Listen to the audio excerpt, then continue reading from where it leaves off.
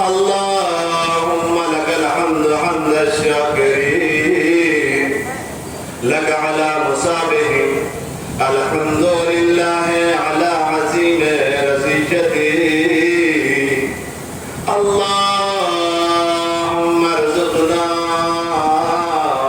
شفاعة الحسين عليه السلام يوم الورود اللهم ارزقنا شفاعة الحسين عليه السلام يوم الورود اللهم ارزقنا شفاعة الحسين عليه السلام يوم الورود وثبت لي قدم صدق عندك مع الحسين وأصحاب الحسين الذين بذلوا مهجهم دون الحسين عليه السلام اللهم صل على محمد وآل محمد وعجل فرجهم جناب مولانا محبوب صاحب نے تلاوت کلام پاک سے یوم سکینہ کا آغاز کر دیا ہے. اس کے بعد سوسانی کے فرائض انجام دیں گے. مصور مصائب کربلا جناب شاہد عالم صاحب کربلائی اور ان کے ہمنوا. میں گزارش کر رہا ہوں جناب شاہد عالم صاحب، جمال صاحب اور فروغ امام صاحب اور ان کے بیٹے سب سے گزارش کر رہا ہوں کہ تشریف لے آئے. سوسانی کے فرائض انجام دینے جا رہے ہیں جناب شاہد عالم صاحب کربلائی اور ان کے ہمنوا. مجلس کو خطاب فرمائیں گے لسان الملت علی جناب جمال حیدر صاحب قبلہ کربلائی. مجلس کے فوراً بعد قصبے کی دونوں مشہور معروف انجمن نوحقانی وہ سینہ زنی کریں گی. تمام مومنین سے گزارش ہے کہ جو ادھر ادھر کھڑے ہیں وہ بھی فرش مجلس پر بیٹھ جائیں تاکہ ایک منظم طریقے سے پروگرام شروع کیا جا سکے. جناب شاہد عالم صاحب اور ان کے ہمنوا سوسانی کے فرائض انجام دینے جا رہے ہیں. مجلس کو خطاب فرمائیں گے علی جناب جمال حیدر صاحب قبلہ کربلائی. جناب شاہد عالم صاحب سے گزارش کر رہا ہوں کہ سوسانی کے فرائض انجام دیں. نعرہ صلوات.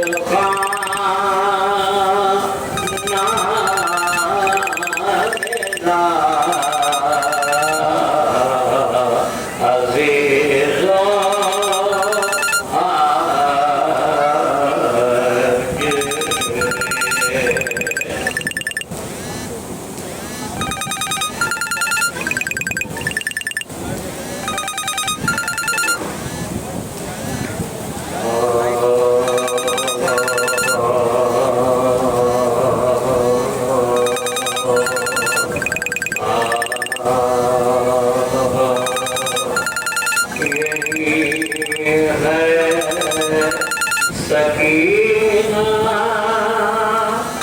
یہی فاطمہ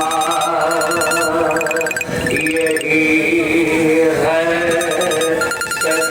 سکینہ یہی فاطمہ یہی تو کرے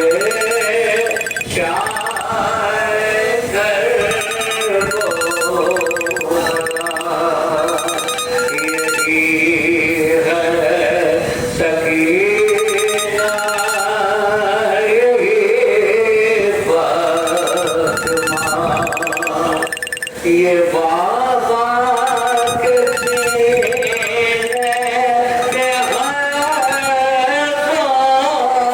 غیر والے یہ چپ چپ کے دیتا میں غیر والے یہ بابا کے سینے کے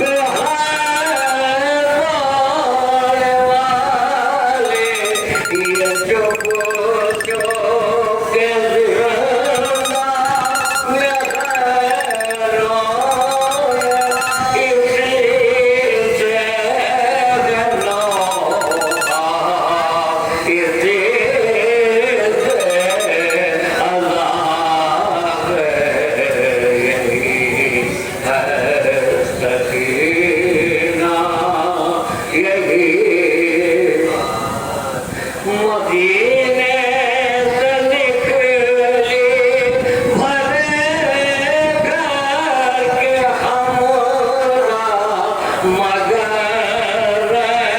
گئی شام میں جا کے اسی کو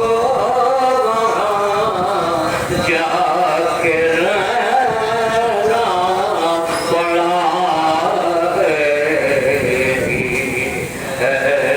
سکینہ یہی بات مظالم کی روزات اس نے سنائی اسی نے حرام کو رہائی دلا مگر خود یہ اب تک عزیز بلا ہے یہی ہے سکینہ یہی بات کبھی تعزیانہ کبھی خیریہ تماچے لینا کے اور بھول گیا یہ اس کے کھلونے یہ آؤ بکا ہے یہی ہے سکینہ یہی بات وطن کو چلے جب سوائے سکینہ یہ مظلوم بچی نہ پائی متی وطن کو چلے سب سوائے سکینہ یہ مظلوم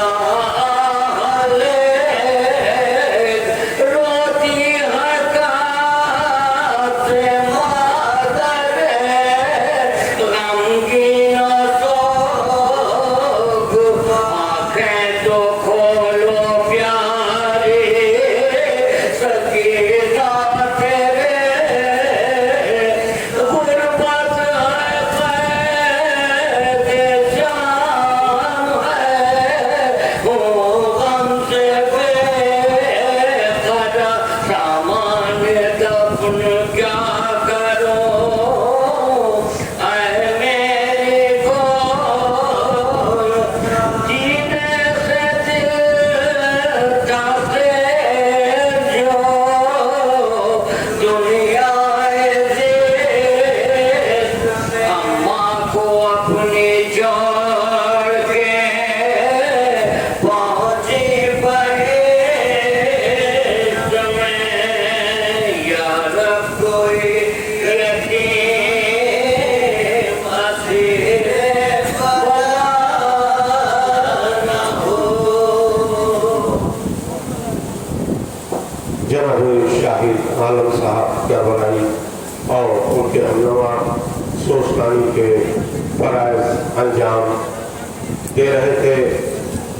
مجلس کو خطاب فرمانے جا رہے ہیں لسان الملت عالی جناب جمال حیدر صاحب قبلہ کربلائی۔ اس پروگرام کو لائیو کر رہے ہیں کہ آپ ریکارڈنگ، آپ کریشن، آزاداری کوریج اور حسینی مودت خواتین کے لیے اور ان معذور لوگوں کے لیے جو آن بیڈ ہے ان کے لیے لائیو پروگرام کیا جا رہا ہے۔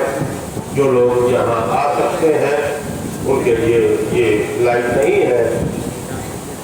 میں بڑے ہی ادب اور احترام کے ساتھ گزارش کر رہا ہوں فخر وطن لسان الملت عالی جناب جمال حیدر صاحب قبلہ کربلائی سے کہ وہ رونق افروز ممبر ہوں، آپ حضرات نعرہ سلوات سے ان کا استقبال فرمائیں۔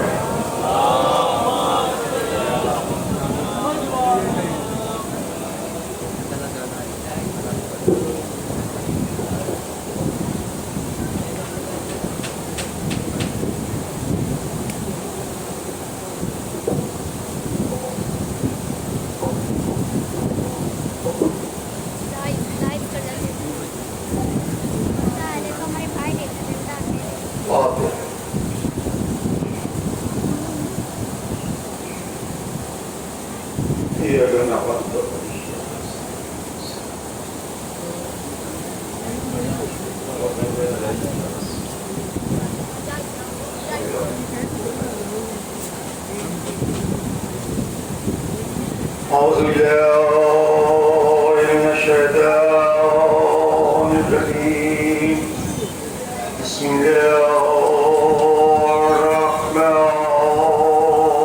الرحيم الحمد لله رب العالمين والصلاة والسلام على أشرف الأنبياء والمرسلين سيدنا ونبينا وشفيع ذنوبنا بالقاسم محمد بسم الله الرحمن الرحيم إنا هديناه السبيل إما شاكرا وإما كفورا صلوات يا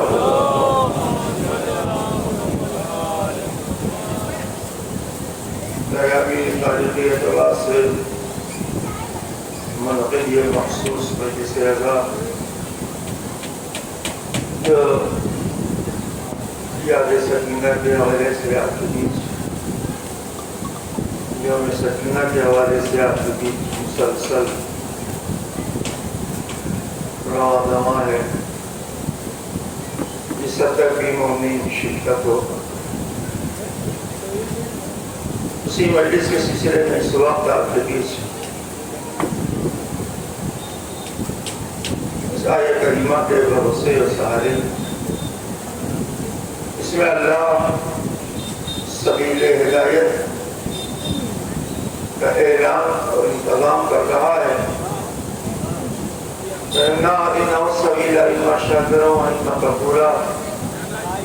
میں تمہارے لیے ہدایت کی سبیل کی ہدایت کا انتظام کیا، تم شکر اختیار کرو یا کفر اختیار کرو. ظاہر ہے کہ یہ آیہ مبارکہ اکثر آپ کی سرنام سخن کی حیثیت سے نقل کی جاتی ہیں، اور اس وقت اس آیہ مبارکہ کے سہارے مقصد اور منزل تک پہنچنے کی کوشش، اس کے لیے اس کو سہارا لیا گیا. صلوات بھیج گیا وزاد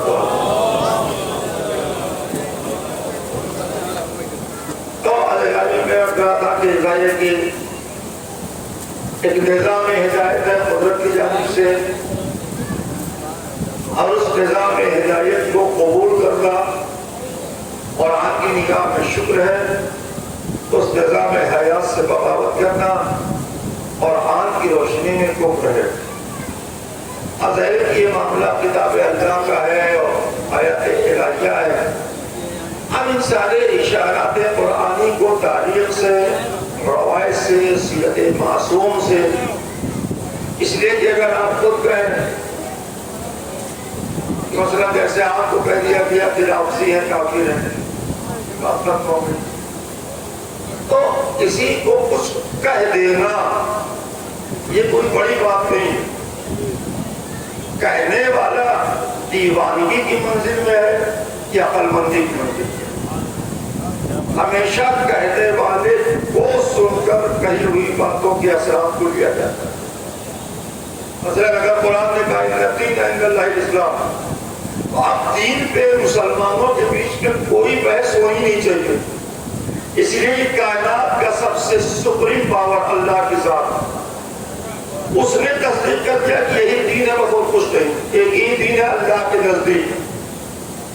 اور یہ اعلان چونکہ عام طور سے لوگوں نے ایسے ہی لیا حلقے میں کہ اللہ نے کہا ان الدین عند اللہ، یہی تو پورا نظام ہدایت ہے، یہی تو پوری شریعت الہیہ کی مرکزی فکر ہے جو اللہ نے دین کو دین کی حیثیت سے اپنے کلام میں نقل کر دیا. مولوی کہتا، مفکر کہتا، مفتی کہتا، علامہ کہتے، شاعر کہتے، خطیب کہتے، تو ان کی کئی باتوں پہ بحث ہوتی، کیسے کہا، کیوں کہا، یہ کمی وہ کمی. لیکن جب سبحان خدا کی ذات کہتے کوئی بات، پھر اس پہ تو کوئی بحث ہے نہیں. اور یہی میں تو یہاں نہیں غور کرتا ہے، لیکن عام طور سے مسلمانوں میں میں یہی عرض کرتا ہوں ان کی مجلسوں میں کہ اگر اللہ نے کہا اللہ کے نزدیک دین بس اسلام ہے، تو اب خدا کو بھی دیکھو، اس کے کلام کو بھی دیکھو، پھر دین کو مرتب کرو.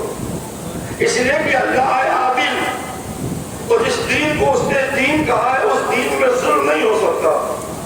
کہیں سے بھی آپ کو اس میں عدالت سے الگ کچھ دکھائی دے تو سمجھ لو اللہ والا دین نہیں ہے جو قرآن میں اعلان ہوا ہے، یہ الگ سے کوئی دین ہے جسے عوام نے بنا رکھا ہے. جب جب دین میں کوئی نقص دکھائی دے، وہ نقص ہمیشہ لوگوں کا بنایا ہوا ہے، قدرت کے نظام کا حصہ.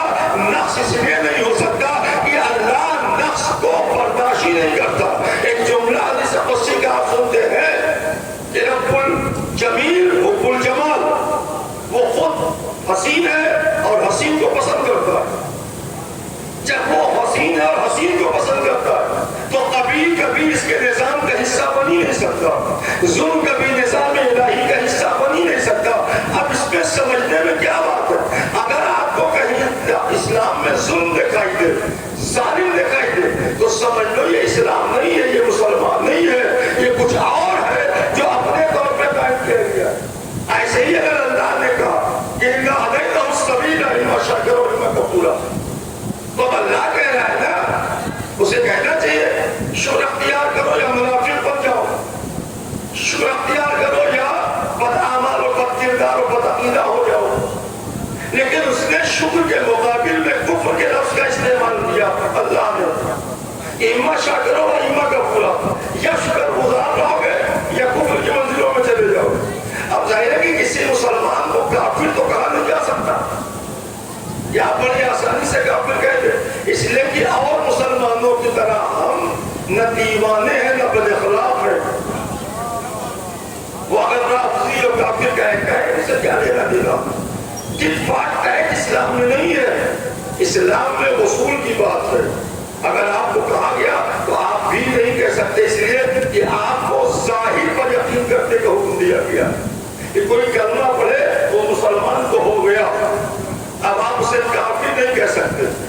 بدترین مسلمان ہوگا اور بدعمال ہوگا، بد کردار ہوگا، کڑ ہوگا، لیکن اللہ نے کہا نہیں، اسے تم مسلمان سمجھو، اسے مسلمان ظاہری طور پہ تمہیں، باطن کی خبر اللہ رکھتا، لیکن آپ کو کہا گیا کہ آپ کافر اور عاصی ہیں۔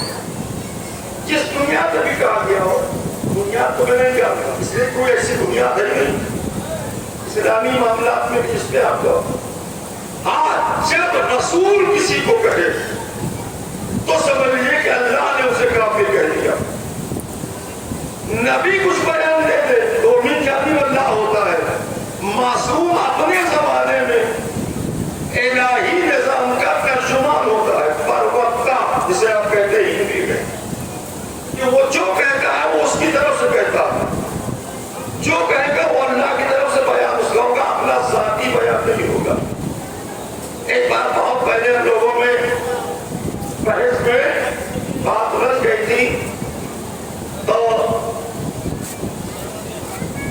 میلاد کا موقع آیا، تو میلاد میں ہم کو بھی شامل ہونا تھا، وہ دین ہے ہمارے لیے جاتے ہیں میلاد کے بارے میں، تو اس میں ہم نے کہا کہ آپ لوگ مجھے رافضی و کافر کہتے ہیں، اور اس کے بعد ہم میلاد کے آپ کے ذاکر بھی ہیں، خطیب بھی ہیں اسی میلاد میں۔ اب اس پہ بیٹھے ہوئے لوگ نہ کہے ہوئے غلط بات ہے۔ میں اپنے طور پہ یہ مان کے چلتا ہوں کہ اگر نبی کسی کو کافر کہے یا قرآن کہے تو بس اسی کو کافروں کو ماننا چاہیے، مولوی کے کہنے پہ کبھی کسی کو کافر اور رافضی نہیں ماننا چاہیے، اس لیے کہ وہ اپنی بازار دیکھ رہا ہے، اپنی مارکیٹ دیکھ رہا ہے، اس سے کیا مطلب کہ اللہ کیا کہہ رہا ہے، نبی کیا کہہ رہا ہے، اس کی سیرت میں کیا ہو رہا ہے، اسے تو اپنی بازار دیکھنی ہے، وہ باقی رہ جائے ملتے نہ پائے۔ تب میں نے اس زمانے میں بہت پہلے 15-16 سال پہلے احد کے واقعے کو میں نے نقل کیا تھا۔ یہ آپ کو اعتراض ہے کہ ہم کہتے ہیں کہ لوگ نبی کو چھوڑ کر بھاگ گئے، کہاں غلط آپ کہتے ہیں؟ ہم نے کہا بھئی ہم غلط کہتے ہیں، ٹھیک ہے، ایک جنگ ہے جنگ احد،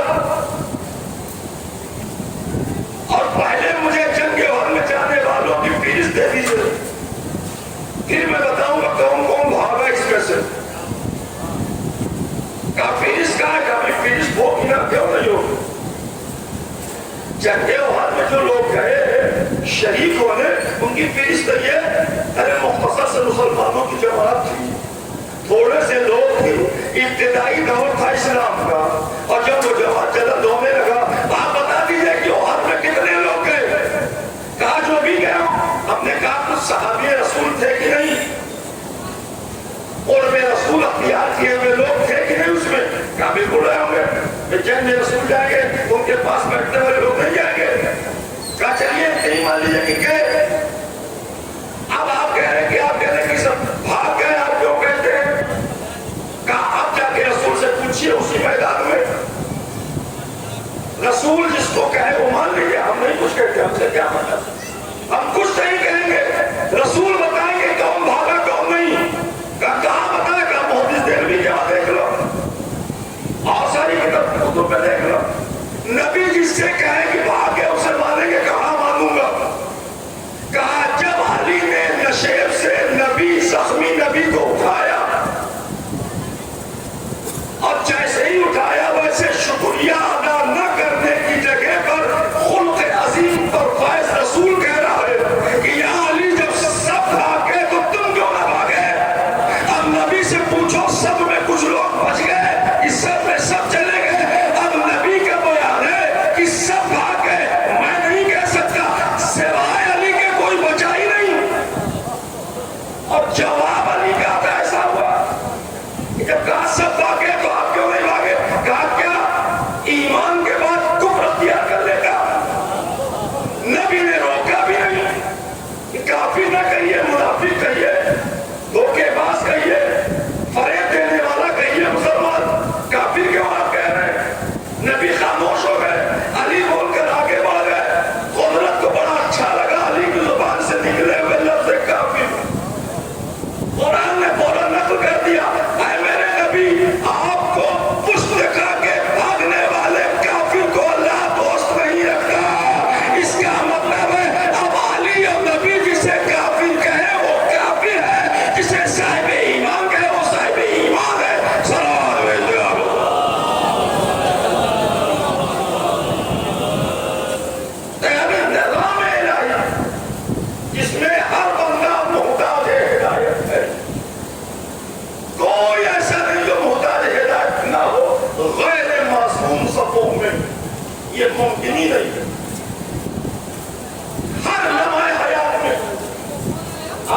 کے محتاج. ارے مفکر کا جملہ ہے کہ جو حشر سورج نہ نکلنے سے انسانیت کا ہوگا وہی حشر اسلام کے نہ آنے سے پورے گروہ انسانی کا ہوگا. تباہ ہو جاتا ہے انسانی معاشرہ تباہ ہو کے رہ جاتا ہے. آسانی سے مل گیا اس لیے لوگ اسے قیمتی نہیں سمجھتے. آپ بھی کہیں ہوتے اگر یہ فرش ازا ہو اسی لیے کہا گیا کہ فرش ازا نہیں ہے یہ عرش ازا ہے. اس لیے عرش ازا ہے کہ جہاں عرش والے بیٹھتے ہوں وہ فرش ازا کہاں سے بن پائے گی. یہ تو آسمان والوں کے بیٹھنے کی جگہ ہے. اور ویسے بھی اگر حقیقی حسین کا چاہنے والا کسی بستی میں بھی بیٹھ جائے تو اسے بلندی ہی کہا جائے گا.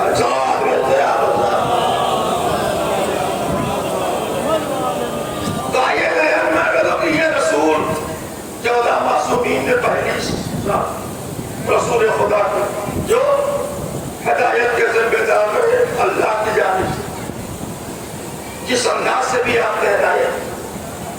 لیکن یاد رکھیے ہر دور اور ہر زمانے میں خاص طور سے 14 معصوم میں اور پہلے بھی ہادیے برحق کے ساتھ ساتھ یا یوں کہا جائے صنف نبی کے ساتھ ساتھ ہدایت میں مؤید و مددگار صنف ناسک کو قدرت نے بنائے رکھا. اس لیے کہ انسان دیکھنے میں کامل ہے لیکن ناقص ہے. جب تک صنف قوی اور صنف نازک پاکیزگی کے ساتھ ملتے نہیں تب تک دونوں کامل نہیں ہوتے. الگ الگ رہ کے ناقصی رہتے ہیں. قدرت نے اکیلے کسی کو کامل بنایا ہی نہیں. اس کے لیے ذات الہی ہے یا پھر معصوم کی شخصیت ہے. ہمارے بیچ اللہ نے کسی کو کامل نہیں بنایا. دو کو ملا کے چلایا. عورت مرد ملے تو ماں باپ کہلائے. دن رات ملے تو 24 گھنٹہ کہلائے. آفتاب اور مہتاب ڈوبے تو دن اور رات کی تمیز پیدا ہو. صبح و شام بدل جائے تو دن اور رات کا اندازہ ہمیں ہوتا ہے. جب نبی اور علی ایک ساتھ نور بن کے آ جائے تو ہدایت کا قافلہ چالو ہوتا ہے. 2 رکعت نماز سے کم کوئی نماز نہیں ہوتی. جب بھی کہا تو اللہ نے کہا 2 کے سہارے. اسی لیے کہا انی ترجو فی ثقلین کتاب اللہ ہدایتی. ہدایت بھی ایک سے نہیں ہوگی. کتاب بھی چھوڑوں گا ہدایت کو بھی چھوڑوں. کہیں اکیلے نہ رہو. جب اکیلے رہو گے تو مغرور ہو جاؤ گے. 2 ہو گے تو کامل ہو کے نظام زندگی میں شامل ہو. سلام علیکم.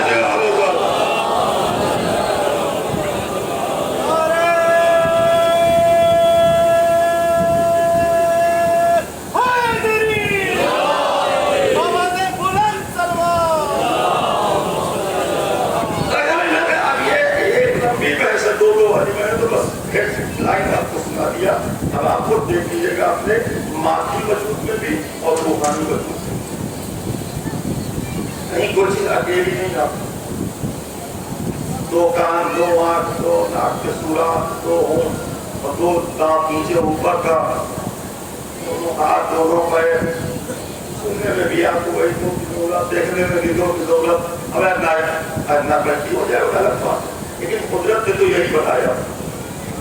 بہت سے جانور کی جہاں آنکھ ہوتی ہے جانور کی ہوتی ہے انسان کی نہیں ہوتی. انسان کو 2 کے ساتھ ہے کہ جو کچھ ہوگا تمہارے بیچ میں 2 سے دیکھو گے 2 سے سنو گے 2 سے سنو گے. اس لیے کہ دونوں پہ نگاہ رکھنی ہے.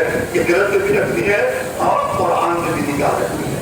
تو ہدایت کا سلسلہ رسول کے زمانے سے بعد رسول میں نے کہا کہ صنف قوی اور صنف نازک دونوں کو ایک ساتھ لے کر قدرت نے اپنے نظام کی تبلیغ اور اس کی حفاظت کی. کہ جب جناب خدیجہ رسول خدا سے ملی تو اب ہدایت کا سلسلہ اور تبلیغ دین کا سلسلہ آگے بڑھا.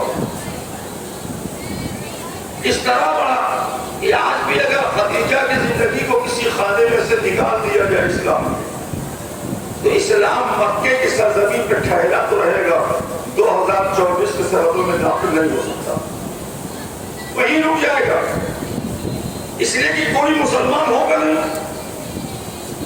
جب غریب و مفلس پہلے کلمہ پڑھ رہے تھے اور وہ قرضدار کے لوگ ہو کے وہ واپس بلائے جا رہے تھے اپنے پرانے دین پر کہ مجھے قرضہ واپس دو یا پرانے دین پہ آؤ، ان کے پاس سائی نہیں، تو پھر واپس چلے جاتے پرانے دین پر۔ خدیجہ نے ان کے قرض کی ادائیگی کر دی، پھر یہ واپس آ گئے، اور وہی جو واپس آئے وہی ابتدا ہے دین اسلام میں مسلمانوں کی، یہی تو ابتدا ہے کہ ابتدا کو مضبوط نہ کر دیتی خدیجہ، تو پھر سب واپس چلے جاتے اپنے دین پہ، بات ختم ہو جاتی۔ جناب خدیجہ کا سہارا لیا اور یہ سلسلہ ہدایت چلتا رہا۔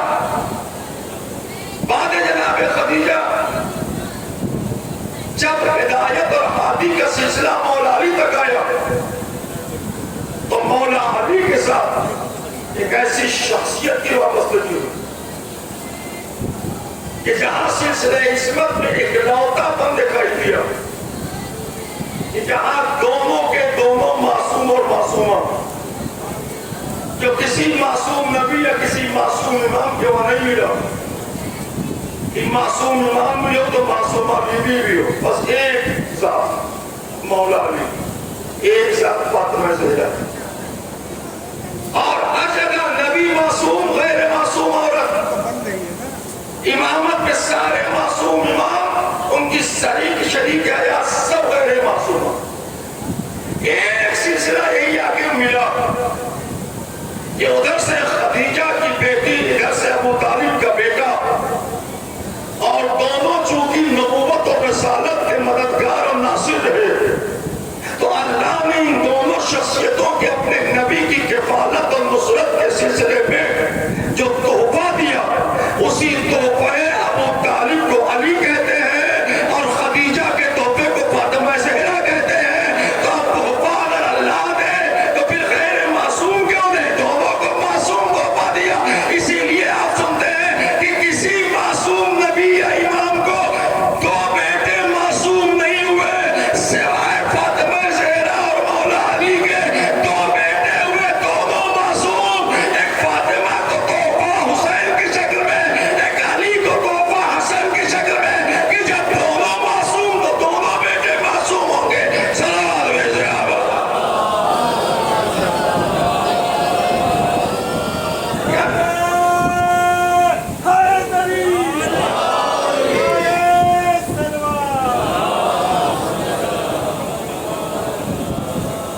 دونوں بیٹے معصوم، ہادی بڑا امام۔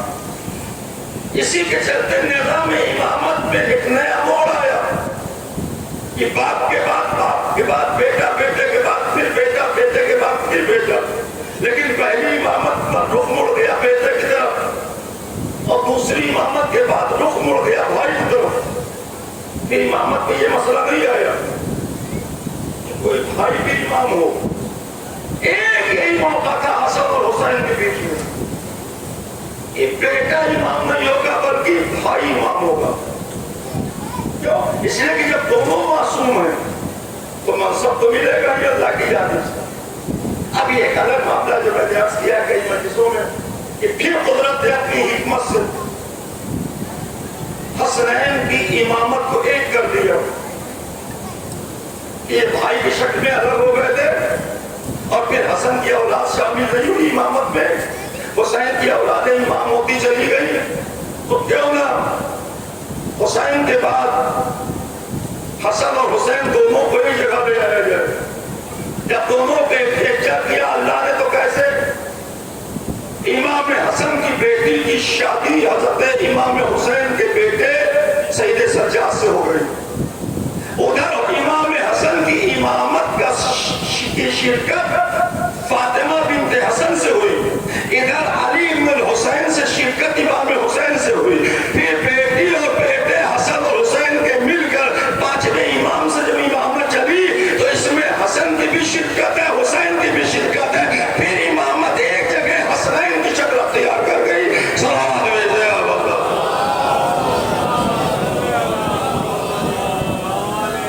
تو ابھی آپ فاطمہ سے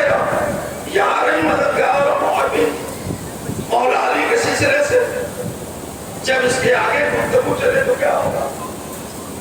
اب ذرا سا اس گھرانے میں ایک طریقہ بدلا ہوا کہ شہزادی فاطمہ زہرا تھے گھر میں، اگر 2 بیٹے معصوم رہے تو 2 بیٹیاں معصوم نما رہی،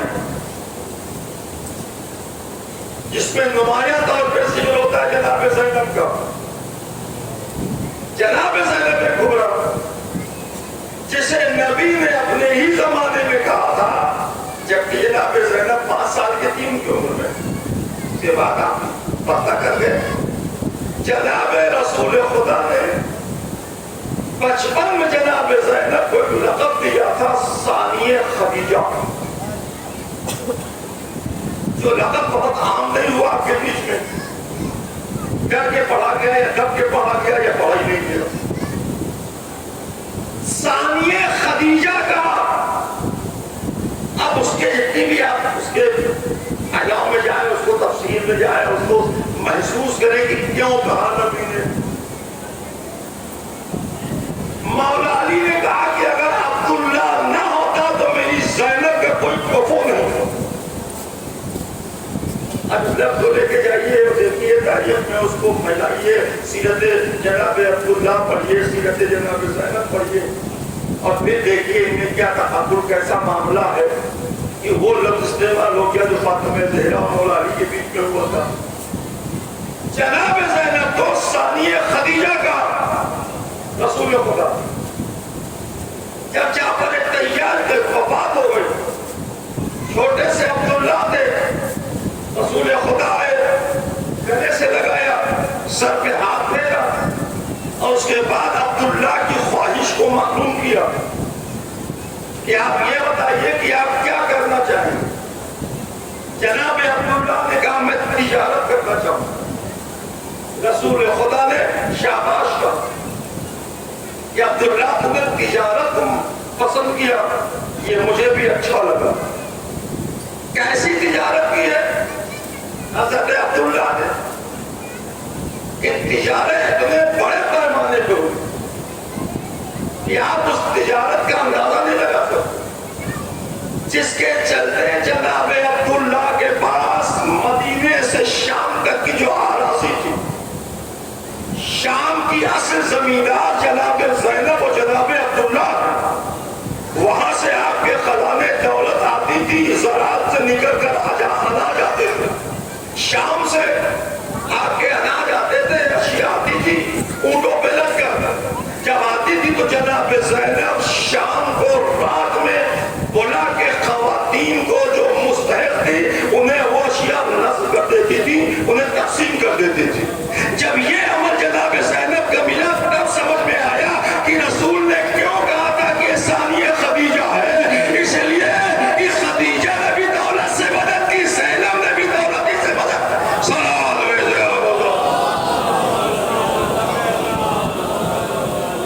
اب اس کے آگے اور بھی ہوں گے معاملہ، اس وقت سے بحث نہیں ہے کیونکہ میں دھیرے دھیرے اپنے منزل پہ چل رہا ہوں۔ تو بس جناب زینب کتنے واقعات آپ کے سمجھنا ہے، اس لیے کہ یہ دنیا اہم کڑی شہزادی زینب کہ جس کڑی کو کہیں سے بھی اگر امت مس کر دے چھوڑ دے تو نہ کربلا مرتب ہے، نہ کوفہ و شام کا جہاد مرتب ہے، نہ حسین کی نصرت اور ان کے مقصد کے قریب کوئی پہنچائے۔ ایک جناب زینب بیچ میں آ جائے تو پورا مرحلہ طے ہو گیا۔ بہت ساری خواتین نے تعاون کیا کربلا میں، بہت واقعات آپ سنتے، خواتین کے بڑی مدد رہی کربلا والوں، چاہے وہ حبیب ابن مظاہر کی شریک حیات رہی ہوں، یا آپ جائیے نبی کا نواسہ آپ کو بلا رہا ہے، آپ جائیے میری فکر نہ کریے، میں بیوگی کی زندگی گزار لوں گی، آپ جا کے نصرت حسین کریے۔ جب سہیل اقیل نے اپنی بیوی سے کہا کہ میں نے حسین سے نصرت کا وعدہ کر دیا، اب میں چاہتا ہوں کہ آپ کو میں طلاق دے دوں اور آپ سب بڑے گھرانے سے ہیں، غلام کے ساتھ گھر چلی جائیے، ہمیں کوئی شکایت نہیں ہو اور آپ آزاد رہیے گا، چاہیے گا تو شادی کر لیں۔ شریک حیات نے سہیل اقیل سے کیا کہا؟ حسین سے دور دور رہے، تب تک شریک ہے جاتا ہے کہ اب جب حسین والے ہو گئے ہو تو مجھے خلاف دینے میں آمد ہو جاؤ نصرت حسین میں ایک شہید کی بیوہ بن کے جینے میں فخر کروں گی۔ اس کا مطلب ہے کہ خواتین نے دامن کو کھینچا نہیں، حوصلہ بڑھا کے میدان میں نکالا کہ جہاں نظام الہی کی بقا کے لیے میں بیوگی کو برداشت کر سکتی ہوں، لیکن وقت کے معصوم کی نصرت سے آپ بے خبر نہ رہیے۔ یہ وہ مسلم نے سجا مولا یہ بیوہ کہا دیا ہے، میں جانتی ہوں یہ میرا وارث مارا گیا، یہ میرا یتیم بچہ ہے، اسے میری طرف سے قبول کر دیجیے۔ کیسی کیسی خواتین اکٹھا ہوئی جنہوں نے مکمل برابری میں کھڑے ہو کر شہداء کربلا کے زانو سے زانو ملا کر ایک آواز بن گئی۔ اسی لیے اصحاب حسینی پہ حسین نے فخر کیا۔ یہ اکیلے صاحب ایمان نہیں تھے، ان کے بچے بھی صاحب ایمان، ان کی بیوی بھی صاحب ایمان، پورے خانوادے کے ساتھ وہی جذبہ ہے کہ گھر کے افراد کا تھا جو باہر نکلے ہوئے مجاہد کا ہے، کوئی فرق نہیں تھا۔ اسی لیے یہ الگ ہو گئے۔ کہیں کسی کا بیٹا اچھا ہے تو باپ اچھا نہیں، یہ باپ اچھا ہے تو بیٹا اچھا ہے۔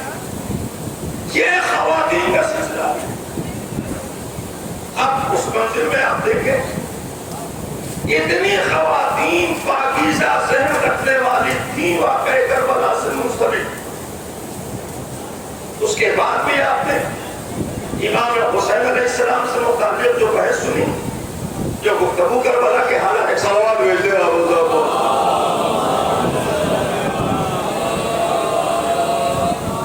آپ دو امام کی دو دعائیں سنتے ہیں، ایک مولا علی کی اور دوسرے امام حسین کی۔ دونوں معصوم نے نماز شب کے مصلی پہ دعا کی، پہلے امام نے تیسرے امام، پہلے امام نے اولاد مانگی کہ مجھے ایک اولاد دے دے جو تیرے میرے حسین کے ساتھ ویسے دے جیسے میں تیرے نبی کے ساتھ تھا۔ آپ بتائیے اب ذرا سا کربلا سے ہٹ کے بھی آپ اپنے معاشرتی نظام میں کیا کام کرتے ہیں؟ کہ مولا علی نے اولاد تو مانگی، اللہ نے ہر معصوم کو اولاد دی، ایک اکلوتی ذات امام حسین کہ جس نے اولاد نہیں مانگی، بیٹی مانگی۔ اگر امام حسین بیٹی نہ مانگتے تو ہو سکتا ہے ذہن انسانی میں آتا اولاد سبھی مانگتے ہیں، امام نے بھی مانگا۔ بیٹی کو فراموش کرنے والا باپ یہی کہتا امام نے بھی تو اولاد ہی مانگی، حسین نے کہا نہیں میں بیٹی مانگوں گا، اور بیٹی مانگ کے بیٹی کی اہمیت کو معاشرے میں بتاؤں گا۔ ویسے ہی بیٹی مانگ رہا ہوں جیسے اللہ نے رسول کو فاطمہ زہرا دے کے بیٹیوں کی اہمیت سمجھایا، ویسے اللہ کی بارگاہ سے حسین نے ایک بیٹی مانگی، مجھے بیٹی دے دے، بیٹا دے دیا دے دے۔ اسے علی اکبر مل چکا ہو، اسے سید سجاد مل چکا ہو، اسے پھر اولاد مانگنے کی کیا ہو۔ مقصد یہ وقت بیان کرنے کا ہے کہ بیٹیوں کو حقیر نگاہ سے اسلام نے کہیں نہیں دیکھنے دیا، تو عزت ملی۔ اسی لیے جب آپ حسین کی بیٹی کا ذکر کرتے ہیں ظاہر ہے کہ اس وقت بڑی موضوع ہے۔ میچور صنف نازو جو کربلا میں تھیں ان کا جو بھی ہمارے سمجھ میں آتا ہے، لیکن اگر کوئی بچی 3 ساڑھے 3 برس کی ہو اور وہ نظام الہی کی بقا میں مشورہ کرے اپنے باپ سے، آپ جناب سکینہ کے فضائل پڑھ ہی کب جاتے ہیں؟ اس لیے کہ ایسا نام ہے کہ آتے ہی لفظ جملہ آتے ہی لوگ عقیدہ ہو جاتے ہیں۔ 3.5 برس کی دعائے حسین پہ شکل میں آئی ہوئی سکینہ کے فضائل ہیں، آپ کے قول ہے قول جو آپ نے نقل کیا، اور آپ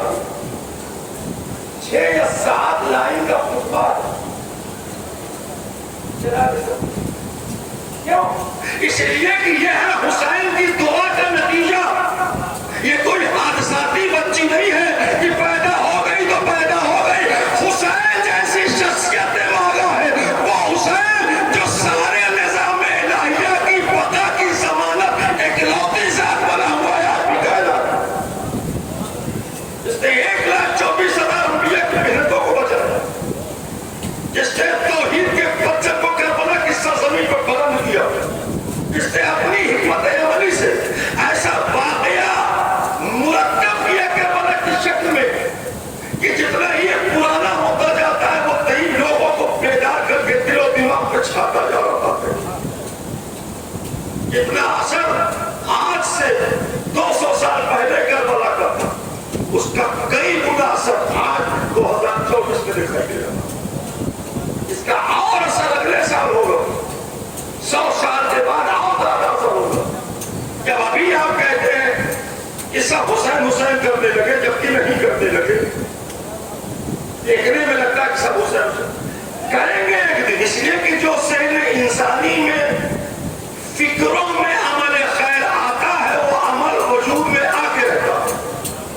یہ ہے فلسفے کا کہ جو آپ سوچ لیتے ہیں ایک مومن کی حیثیت سے کہ اگر ایسا ہو جاتا تو ویسا ہوگا انشاءاللہ. ہم رہے نہ رہے, آپ رہے نہ رہے, کوئی نہ رہے, لیکن وہ سب ہو کے رہے. اس لیے کہ اللہ نے حق کو غالب کیا ہے حسین کے حق. باطل آج تک کے ملا رہا, آج تک یزیدیت میں ڈوبے ہوئے ذہن پریشان. یہ ایام ازا 2 مہینہ 8 دن اتنا لمبا, ایک دن عید ہو جائے ختم, بقرعید ہو جائے 3 دن ختم. یہ 2 مہینہ 8 دن کون سا معاملہ ہوتا ہے؟ اب آپ سمجھے اس سے نہ گھبرائیے کہ بہت لمبا ہے. گھبراتے وہ لوگ ہیں کہ اتنا لمبا کیوں ہے؟ اس لیے کہ جتنے ہی حسین حسین کرتے ہیں وہ کہیں ان کی فنا کا انتظام قدرت کی طرف سے ہوتا چلا جاتا ہے, وہ کہیں وہ ذلیل ہوتے چلے جا رہے ہیں, وہ کہیں وہ رسوائی کا سامنا کر رہے ہیں, کہتے جلدی ختم ہوتا. جیسے سید سجاد کے خطبے پر گھٹ رہا تھا یزید کہ کیوں نہیں ختم ہوتا ہے, یہ سب حمد الہی اور رسول کی رسالت تو یہ سب ولایت جلدی ختم. یزید بھی گھبرایا ہوا تھا حق کی گویائی سے. آج یزید کے لوگ بھی گھبرائے ہوئے منبر کے خطیب سے. یہ وہاں تم گھر رہا, یہاں یہ خطیب ہے, وہ اعلیٰ خطیب کائنات کا, یہ اپنا خطیب غلام امام کا. وہاں سے گھبرا کے آج تک گھبراؤ گے, تم مائک کی آواز سن سن کے بے چین ہو. وہاں وزیر یہ جلدی اذان دو, اذان دلایا تو اور قیامت برپا ہو گئی کہ کہاں یہ کس کا نام ہے, تیرے جد کا کہ میرے جد کا. چلو بھیجنا بتاؤ.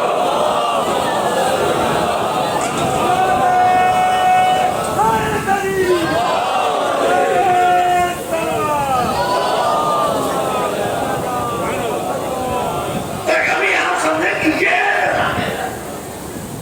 یہ جہاں واقع کربلا کتنا عظیم واقع جس کی یاد 2 مہینے 8 دن. اور قدرت نے کیا کیا, دنیا کب قائم ہوئی؟ جب بھی قائم ہوئی ہو 2 لاکھ سال ہو گیا ہو, 4 لاکھ سال ہو گیا ہو. یاد نہیں, الگ الگ لوگوں کی تحقیق ہے. ایک مدت تو ہے آدم سے لے کے آج تک, یہ آج تک نہیں, آدم سے لے کے 61 ہجری 10 محرم تک جو بھی پیریڈ ہو, اتنے پورے پیریڈ میں اللہ نے ہر نبی کو کربلا یاد دلائی. کربلا وجود میں آنے سے پہلے ہر نبی کو یاد دلایا یہ کربلا ہے, یہاں سے گزر رہے ہو, یہ فرات ہے, یہ نہر ہے, یہی نبی کا آخری نواسا مارا جائے گا. کہیں موسیٰ تڑپے, کہیں عیسیٰ تڑپے, کبھی یعقوب تڑپے, کبھی آدم کو ٹھوکر لگی, کبھی بکریوں نے اپنا منہ پھیر لیا, پیاسی رہ گئی. یہ سارے واقعے اللہ بتا رہا تھا.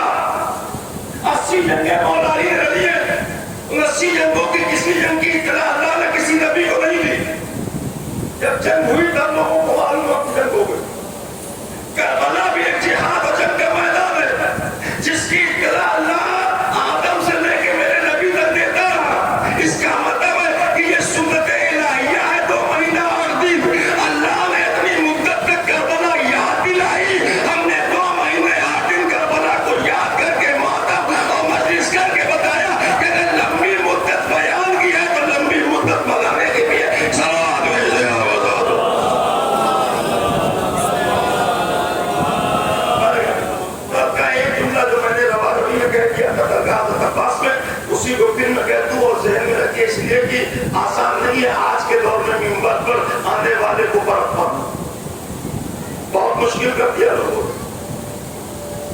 جیسے لوگوں مسلمانوں کے بیچ میں مسلمان گھس گئے، ویسے یہاں سارے ممبر کے بیچ میں سارے ممبر پر کے لوگ گھس گئے، اور بس ایک جملہ کر والا تو کبھی لوگ تھے۔ آج میں پھر عرض کر دوں کہ دین میں کربلا کی تلاش نہ کرنا، کربلا میں دین کو تلاش کرنا، ہمیشہ یاد رکھیے گا بھائی یہ جملہ آپ کو، یہ جملہ میرا اپنا ہے۔ میں آپ سے گزارش کر رہا ہوں کہ کربلا میں دین کو ڈھونڈنا، اگر دین میں کربلا ڈھونڈو گے تو ہر شرعی قباحت آ کے عزاداری کو ختم کر دے گی۔ وہاں نہ جائیے گا، دیکھیے حسین نے کیا شرعی قباحت دیکھی ہے، حسین نے کربلا میں کیا کیا ہے، اس لیے کہ آپ کہتے ہیں کہ حسین نے دین کو بچایا کربلا میں، تو جس نے بچایا ہے اسی کے واقعے میں دین کی تلاش کر لیجئے، جو ملے وہی وہ دین ہے جسے اللہ نے نبی کے حوالے بھیجا تھا۔ صلوات بھیجے گا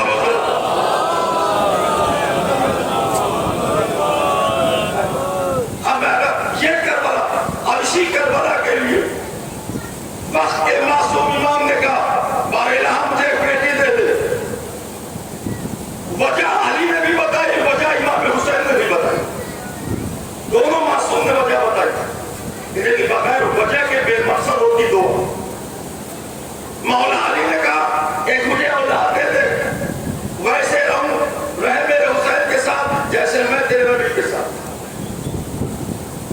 امام حسین نے دعا مانگی کہ بار الہ مجھے ایک بیٹی دے دے۔ مولا کیا کہے گا بیٹی؟ کیا بتا رہا ہوں، کیونکہ وہ دکھلائی مسائل کا ہے۔ امام حسین نے کہا بار الہ مجھے ایک بیٹی دے دے جو میرے بغیر نہ رہ سکے، جس کے بغیر میں نہ رہ سکوں۔ یہ دعا ہے، باپ کی دعا، اگر بیٹی مل جائے باپ کی شہادت ہو جائے تو کیسے رہے؟ کتنا سخت بنا دیا امام حسین نے کربلا کی اپنی آزمائش۔ بار الہ بیٹی دے دے جو میرے بغیر نہ رہ سکے اور جس کے بغیر میں نہ رہ سکوں، لیکن جب تو مجھے اپنی بارگاہ میں بلائے تو میں اسی بیٹی کو روتا بلکتا تڑپتا چھوڑ کر تیری بارگاہ میں آ جاؤں۔ یہ دعا قبول ہو گئی۔ حسین کی اسی دعا کی قبولیت میں کھڑی ہوئی پیکر انسانی میں آئی ہوئی ایک صنف نازک کی حیثیت سے سکینہ ہے، جسے آپ واقعہ کربلا میں پاتے۔ اسی لیے آج تک حضرت عباس جناب سکینہ کا واقعہ آپ کے بیچ میں بیان کیا جاتا ہے۔ وہ یہ نہیں کہ آپ نے اس میں وہ باندھ دیا مشق و ربط و رشتہ، وہ تو وہی اپنی ہوتے ہیں۔ وہ باقاعدہ وقت آ گیا ہے کہ حضرت عباس کے روضے پر اور امام حسین کے روضے پر جب زائر جائے لوحہ خوانی کرے مجلس رضا برپا کرے تو حسین کے روضے پہ علی اکبر کا مصائب نہ پڑھو اور عباس کے روضے پر سکینہ کا مصائب نہ پڑھو، اس لیے کہ یہ دونوں شخصیتیں قبر میں تڑپ جاتی ہیں۔ اے بیٹا علی اکبر، تیرا لاشا میں نہ اٹھا سکا، کھینچ کر لایا۔ عباس تڑپ جاتا ہے، اے بیٹا سکینہ، میں تجھے پانی نہ پلا سکا، لیکن یہ سب بس اللہ حسین نے مانگا، اللہ نے دیا۔ اس صورتحال میں بیٹی ہوگی حسین، اس شعور کی ملکہ ہو، اس طرح ذہانت کی بلندی پہ ہوگی بچی۔ ہائے عمر 3.5-4 سال، اور اس عمر میں آپ جانتے ہیں کہ علی اصغر اور جناب سکینہ رباب کے دونوں بچے، دونوں بچوں کی صورتحال یہ ہے کہ علی اصغر شہدائے کربلا کی شہادت کی صداقت کی ضمانت، سکینہ اسیران کربلا کے بے گناہ ہونے کی ضمانت۔ دو بچوں کی ضرورت تھی حسین کو، کسی صحابی کے گھر سے لیے نہ کسی رشتہ دار کے گھر سے لیے، اپنی گود کے پالے۔ 2 حصوں میں بچوں کو تقسیم کیا۔ جاتے جاتے امام حسین نے کہا بہن زینب، اصغر کو میں اپنے ساتھ کربلا میں رکھوں گا، سکینہ کو تو وسیلی کے عالم میں لے جا۔ مردوں کا جہاد کا علی اصغر کو روک لیا، عورتوں کی اسیری تھی، سکینہ کو قیدی بنوا دیا، قیدی بن کے گئی ہے بچہ۔ بتائیں، ایک صاحب ملے اور کہا کہ آپ رہیں گے؟ کہا نہیں، میں چلا جاؤں گا، آج شام کو میں نکل جاؤں گا۔ ٹھیک ہے جائیے۔ پھر شام کو مجلس تو بات مغرب والی مجلس پھر آ گئے۔ ہم نے کہا آپ لوگ کہتے کہ میں چلا جاؤں گا مغرب سے پہلے؟ کہا ہاں، میرا بھائی بہت تیار ہے، میں نکلا، لیکن جیسے ہی نکلا دروازے کے پاس میری بچی نے میرے بھائی کو پکڑ لیا، وہ رونے لگی تو اس کا رونا دیکھا نہیں گیا۔ وہ فیصلہ کیا کہ جب یہ صبح کو سوئے تھی تو ہم چلے جائیں گے، اس لیے میں نے رات میں رک دیا۔ اسی وقت مجھے سکینہ یاد آئی۔ جب حسین گئے سکینہ سو نہیں رہے تھے، ڈرے خیمہ میں دامن پکڑے، سکینہ چھاڑ رہی تھی ابا کے دامن کو، حسین چپ کے کھڑے تھے جھکائے گردن کو۔ باپ سے محبت ایک بچی، لاشیں اٹھاتے اٹھاتے خاکوں میں ڈوبا ہوا، آپ کا دامن، آپ کی ابا، آپ کا پورا لباس، بڑی محبت سے بچی آخری وقت میں ابا کے دھول کو چھاڑ رہی تھی۔ کیا گزر گئی ہوگی حسین پر؟ ابھی کچھ لمحے کے بعد یہی میری بچی یتیم ہو جائے گی۔ کیسی قربانی ہے باپ ازاد، ہر سال آپ اس بچی کے اوپر ماتم کرتے ہیں، آنسو بہاتے ہیں۔ اس لیے اس بچی پہ رونے کا حق کوئی عزادار پورا ہی نہیں کر سکتا۔ کوئی عزادار سکینہ پہ رونے کا حق ادا نہیں کر سکتا۔ دوسرے کوئی عزادار سید سجاد پہ رونے کا حق ادا نہیں کر سکتا۔ یہ دونوں وہ شخصیتیں ہیں کہ جب تک زندہ رہے تب تک حسین کے غم میں ڈوبے رہے، روتے رہے۔ سکینہ سارے مسائل آپ کی سمجھوں سے آپ کی آوازیں بھی بلند ہو گئی، آپ کو تابوت کی زیارت بھی کرنی ہے، تو میں اسی سلسلے سے کچھ جملے اور کچھ لفظ آپ کے بیچ میں جناب سکینہ کی یتیمی کے سلسلے سے عرض کر دوں۔ یتیم بچی سکینہ، کتنے واقعات آپ کے بیچ میں یتیموں کے سلسلے سے معصوم کے اقوال کی شکل میں آئے کہ کس طرح رحم کرو، کس طرح اس کے ساتھ۔ ادھر امام حسین کی شہادت، ادھر خیموں میں آگ، بیویوں کی سنتی چادر۔ آج تک ایک چیز سمجھ میں نہیں آ رہی ہے کہ جب لوٹی ہوئی چادریں واپس ہوئی ہیں تو اس میں سکینہ کی بھی چھوٹی سی چادر تھی۔ اتنے درندے ملعون کہ اگر چھوٹی سی بچی چادر رکھے بھی ہے تو اس کی بھی چادر کو چھیڑنا کا، اس بچی کی چادر اس کو چھیننے میں، چھوٹی سی بچی ہے نہ چھینتے، اسی کی بڑی چادر لے کے باپ بیٹی خبر سب کی چادر، بیٹا آؤ دیکھو مل گئی چادر۔ یہ جناب سب جتنی اذیت سکینہ کو دی گئی ہے، کہیں گے کہ چونکہ حسین تمہیں بہت چاہتے تھے، ایسا حسین تمہیں بہت چاہتے تھے، کہاں وہ بچی برا حسین، حسین کی محبت کی سزا مل رہی تھی، حسین کی یتیم بچی سکینہ۔ اس لیے آپ جانتے ہیں کہ حضرت عباس کی چہیتی بچی، ایسا چچا بھتیجی کا رشتہ جو خانوادے میں ابو طالب سے لے کے عباس تک پہنچا ہے۔ اسی لیے آپ سنتے ہیں کہ جب آپ کسی غرض سے یمن گئے ہوئے تھے حضرت عباس، وہاں سے لوٹے تو بڑا قیمتی در لے کر آئے اور اپنے ہاتھوں سے سکینہ کو در پہنایا۔ کچھ دنوں کے بعد یہ قافلہ مدینے سے کربلا کی طرف روانہ ہو گیا۔ اتنا قیمتی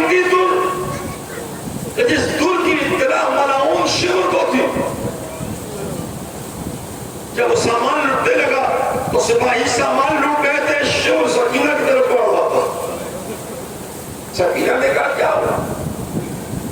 میری طرف تیرے آنے کا مقصد کیا؟ کہا کچھ نہیں، کہا کچھ تو ہوگا۔ وہ پیچھے ہٹ رہی ہے، وہ آگے بڑھ رہا ہے، سکینہ پیچھے ہٹ رہی ہے، پیچھے بالکل ہٹ گیا تو جلتے ہوئے بناتے ہیں خیمے ہیں۔ کہا پتا تو صحیح، کہا تیرے کانوں میں یمنی در ہے جو بڑا مہنگا تیرے چچا نے مجھے پہنایا تھا۔ کہا میرے چچا نے مجھے پہنایا تھا تو کہا وہی در چاہیے۔ سکینہ نے کہا سخی کی بیٹی ہوں، ہاتھ پھیلا کے مانگ میں دے دوں گی۔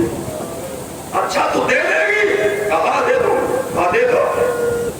ابھی یتیم ہوئی بچی، ابھی لٹے ہوئے قافلے والی بچی، ابھی علی اکبر کو کھوئی ہوئی سکینہ، ابھی علی اصغر کی شہادت سے گزری ہوئی بچی، 3.5 برس کی بچی، اتنے مصائب کو برداشت کر کے کھڑی ہے۔ کہا میں مانگنے میں دے دوں گی۔ سکینہ نے بڑی کوشش کی کہ جلدی سے دودھ نکل جائے میں اسے دے دوں، ذرا سی تاخیر ہوئی، شمر نے دونوں ہاتھ بڑھایا اور بڑھا کے کہا تو نہ نکال پائے گی، ارے میں خود اسے نکال لوں گا۔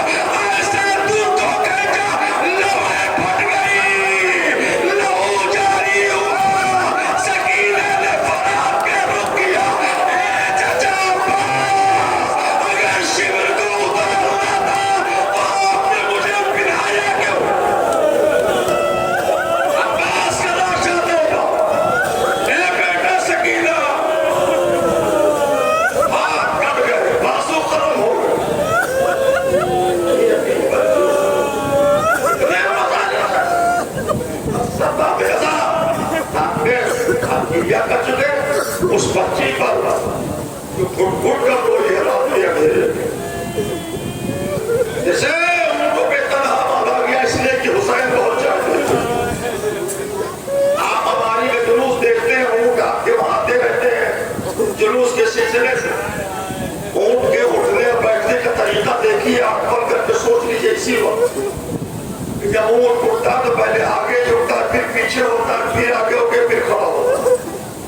3 ہسکولے لے کے اونٹ کھڑا ہوتا اور اس میں اگر کجاوا نہ رکھا جائے، بڑے سے بڑا انسان، بہادر سے بہادر انسان جو اس پہ ٹھہر پائے گا شاید ممکن نہیں۔ بے کجاوا اونٹ پر یتیم حسین سکینہ تنہا بٹھائی جا رہی ہے، اور جیسے ہی بیٹھی اونٹ ادھر سے ادھر، ادھر سے ادھر ہوا، کیسے سنبھلتی، اونٹ کی بلندی سے زمین پہ گر پڑی۔ سکینہ جب زمین پر آئی تو اپنی اذیت برداشت ہو گئی، آواز دی چچا عباس، بے دست ہو کے آپ کیسے گرے؟ سکینہ کو یہ رو دے، اونٹ نہ گر گیا۔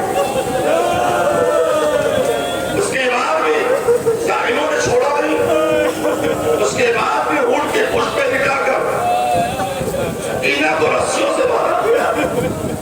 نہیں ٹھہر پائی تو دے دو، ہو گئے بات۔ آپ پتہ لگائے کہ سید سجاد اور جناب سکینہ کسی بہن کے سامنے کوئی اس کے بھائی کو تازیانے مارے، اسے قیدی بنائے، اسے دھکے دے۔ بہن سے پوچھئے کیا گزر رہی؟ کسی جوان بھائی کے سامنے اس کی بہن کو کوئی تماچے مارے، جان پہ کھیل جائے گا، تیری جرات کیسے ہوئی میری بہن کو تماچے مارنے کی؟ سکینہ نے سید سجاد کی پشت پہ پڑتے ہوئے تازیانے دیکھے اور سید سجاد نے سکینہ کے رخسار پہ پڑتے تماچے دیکھے۔ کیسے برداشت ہوا؟ وہی جانے سید سجاد خود معصوم، جناب سکینہ معصوم کی دعا، بے عذاب آئیے اسی بچی کا پرسہ۔ اگر شہزادی وقت میں زہرا لے رہی ہوں لیکن میرا دل کہتا ہے آج سکینہ کا پرسہ لے دیں، غازی عباس اور امام حسین ضرور آئے ہوں گے۔ اے میرے سکینہ پہ آنسو بہانے والوں، اللہ تمہاری آوازوں پہ رحمت نازل کر کہ میرے اس یتیم بھتیجی کا تو ماتم کر رہا ہے، جسے گلے میں رسیاں باندھی گئی، جسے شام کے زندان میں تنہا رکھا گیا۔ شمر نے کہا کہاں ہے سکینہ؟ یا اللہ، ہاتھ پکڑا، کیا کرو گے؟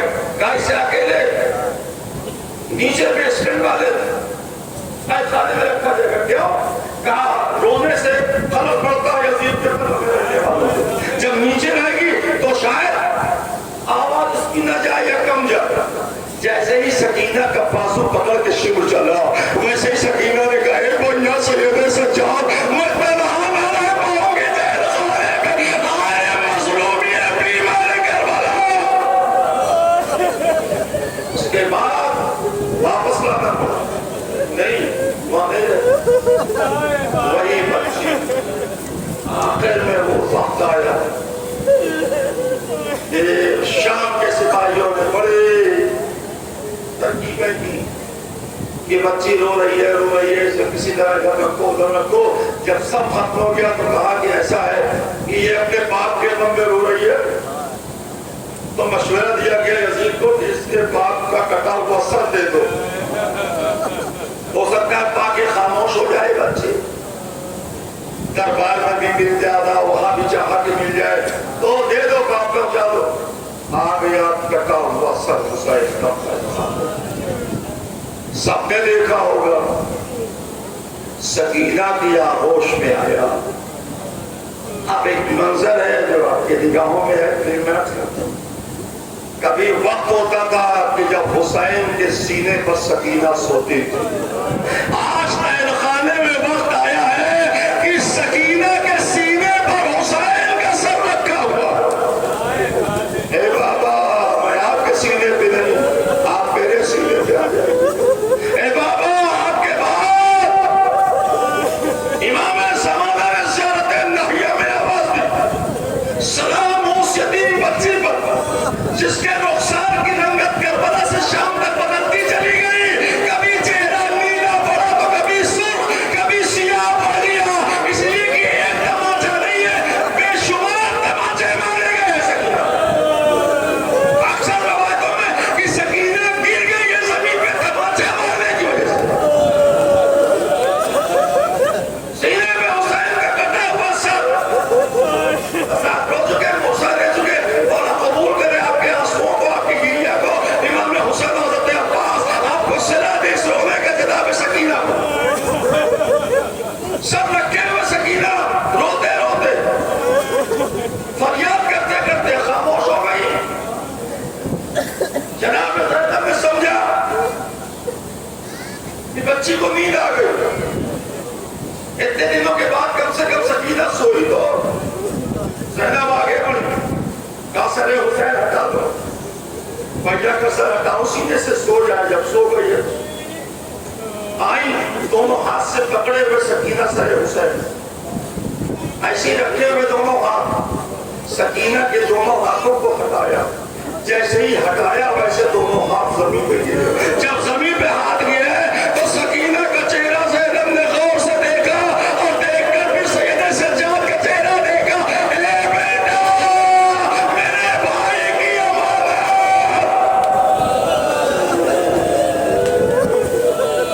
اے بیٹا میرے بھائی کی امانت ہو گئی. کیا کریں مظلوم بھائی. بس آخری جو 3 جملے عرض کرتا ہوں. یہ 3 جنازے 3 غسل آپ نے دیکھے ہیں. جناب سیدہ کے غسل میں مولا علی چیخ کر روئے. 7ویں امام کے غسل میں 8ویں امام چیخ کر روئے کہ میرا بابا کو زہر دیا گیا اور شہادت ہتھکڑی اور بیڑی میں لگے ہوئے ہو گئی. ہتھکڑی بیڑیاں غسل کے وقت دربانی کر. تیسرا جنازہ تھا سکینہ کا کہ جب غسل آ گئی سید سجاد نے کہا ہم قیدیوں کے پانی 2-3 دن کے اکٹھا کر کے مجھے دے دے پھر نہ دے گا. کیا ہوگا کہ میں اپنی بہن کو غسل دلوا وہی پانی دے دے جو روز تھوڑا تھوڑا دیتا ہے. آیا پانی غسالہ کو کہا کہ غسل دے دے. جناب زینب ساتھ غسالہ نے جیسے ہی جا کے جناب سکینہ کو دیکھا اور دیکھنے کے بعد اس عمل کیا واپس آ گئے. اور واپس آ کے کہا کہ یہ بتائیے اس بی بی کو کیا ہوا تھا. کیوں کہا اس کا لباس اتر نہیں رہا ہے. کیا ہوا؟ کہا لباس جسم سے چپکا ہوا ہے. میں نے کوشش کیا کہ نکال لوں تو لباس کے ساتھ جسم بھی آ رہا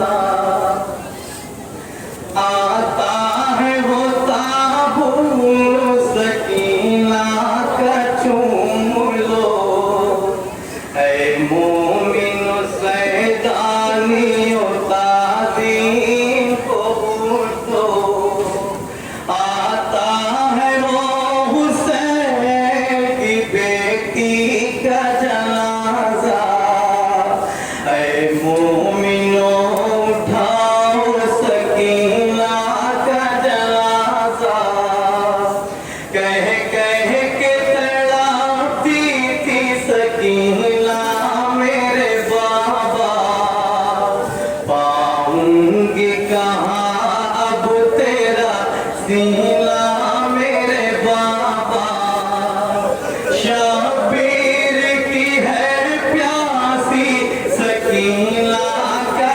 जनाजा ऐ मोमिनों उठाओ सकीना का जनाजा सज्जाद लिए गोद में ये कहते हैं रोते ऐ देसी दम में मर गई बहना मेरी घुट गए आता है ये दागे यतीमी का जनाजा ऐ मोमिनों उठाओ सकीना का जनाजा कह कह के पानी पानी सकीना गुजर गई कह कह के पानी पानी सकीना गुजर गई